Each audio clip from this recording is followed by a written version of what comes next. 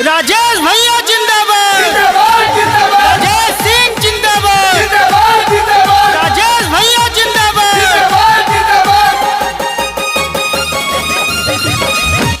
Gram सभा गिरदकोट हटिया प्रयागराज से जिला पंचायत सदस्य माननीय श्री राजेश सिंह को अपना अमूल्य वोट देकर भारी मतों से विजयी बनाइए।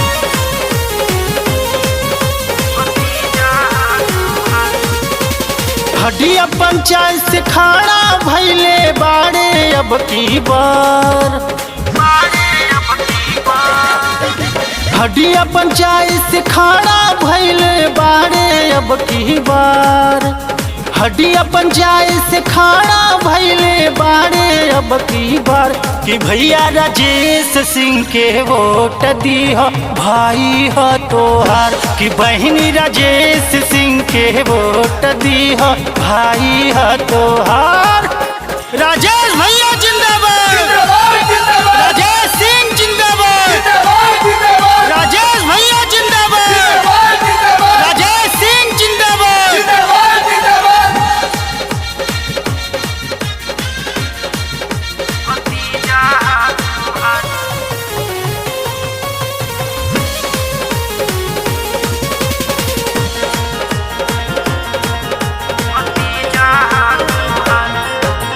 बिटिया के रक्षा बढ़ई हैं, जनहित में काम करई हैं। भैया राजेश जी जे आई हैं, सबके ये न्याय दिलई हैं।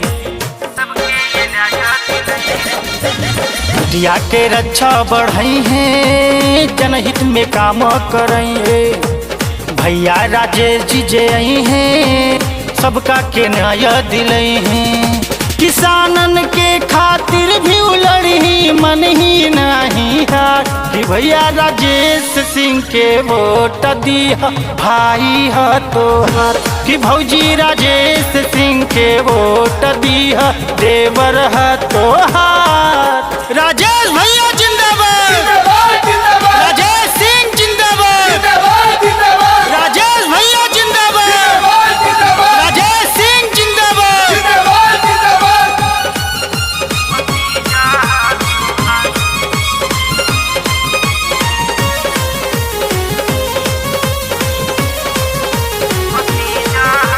शिक्षा के स्तर बढ़ई हैं, बिजली भी पूरा दिलई हैं। गली गली रोड बनवई हैं, गांव के विकास करवई हैं।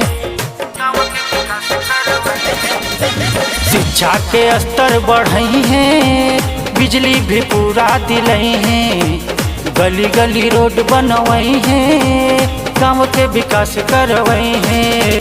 निर्भय पवन के इहे भैया जोड़ के हाथे गोहार।